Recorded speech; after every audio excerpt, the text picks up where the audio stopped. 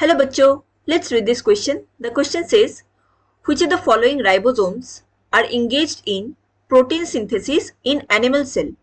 यहाँ पे क्वेश्चन में पूछ रहे कि कौन से राइबोसोम प्रोटीन सिंथेसिस में इन्वॉल्व होते हैं एनिमल सेल के अंदर. Option A, ribosomes which occur on nuclear membrane and endoplasmic reticulum. Option B, ribosomes of only cytosol. Option C, ribosomes of only nucleolus and cytosol. And option D, ribosomes of only mitochondria and cytosol. So, to answer this question, let us understand the key concept of this question. Here, the key concept is ribosomes.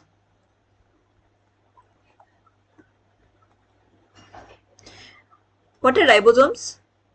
ये एक membraneless cell organelle होते हैं. मतलब इसमें कोई outer membrane हमें देखने को नहीं मिलते. ये जनरली फाउंड होता है, इसे पाया जाता है अटैच्ड टू न्यूक्लियर मेम्ब्रेन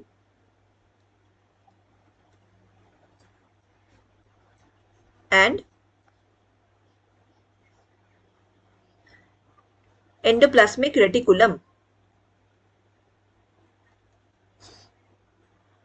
जो एंडोप्लाज्मिक रेटिकुलम में जो राइबोसोम्स पाए जाते हैं,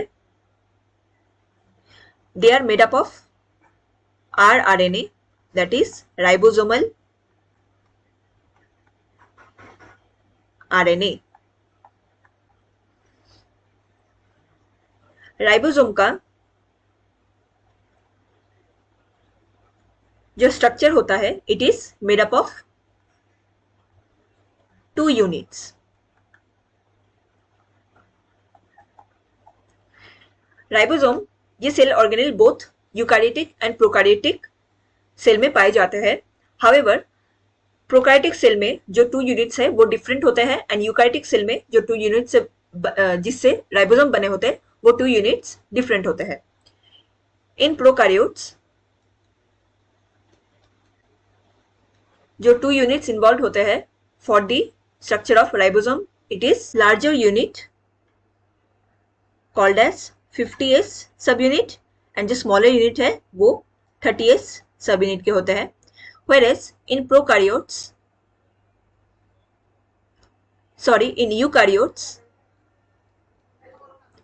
जो लार्जर यूनिट होता है इट इज 60S सब यूनिट एंड जो स्मॉलर यूनिट होता है इट इज 40S सब यूनिट. यहाँ पे S सिग्निफाइज साइडबर्ग यूनिट. ये बेसिकली इनके एक यूनिट होता है, ये इनका वेट फॉर्म नहीं कर रहा है.